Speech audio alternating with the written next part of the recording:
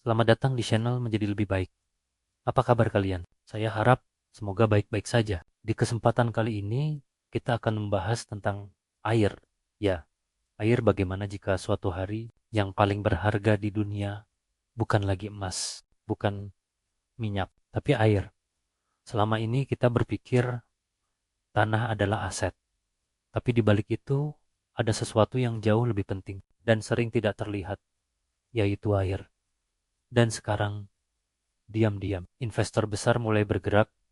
Mereka membeli lahan pertanian, bukan hanya untuk bertani, tapi untuk sesuatu yang jauh lebih strategis.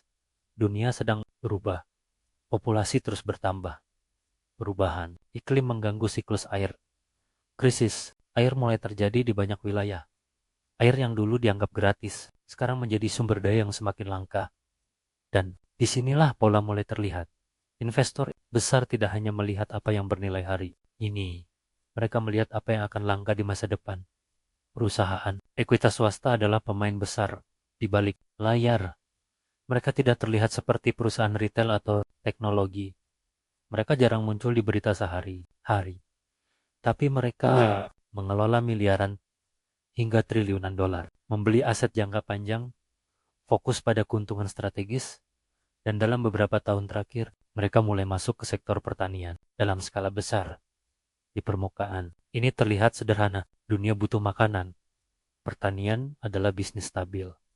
Tanah punya nilai jangka panjang, tapi ada lapisan lain yang lebih dalam. Lahan pertanian sering datang dengan sesuatu yang sangat penting, hak penggunaan air di beberapa negara.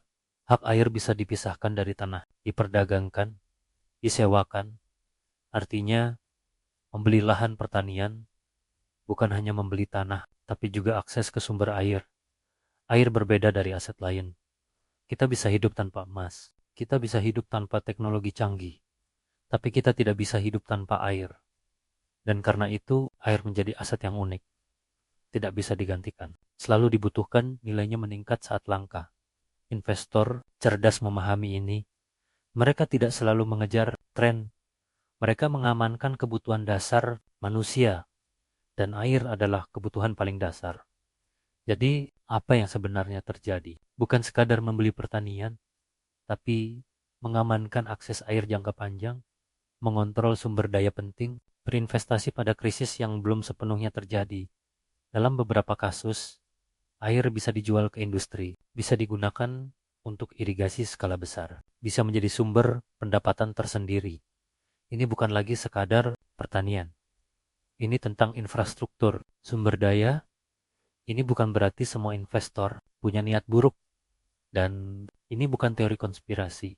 Ini adalah logika pasar. Apa yang langka akan dicari, apa yang penting akan diamankan.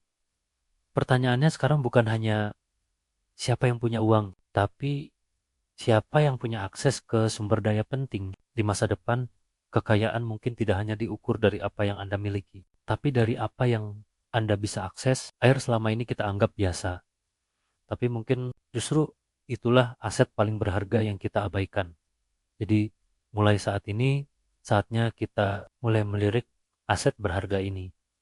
Terima kasih telah menyimak. Sampai jumpa di kesempatan berikutnya.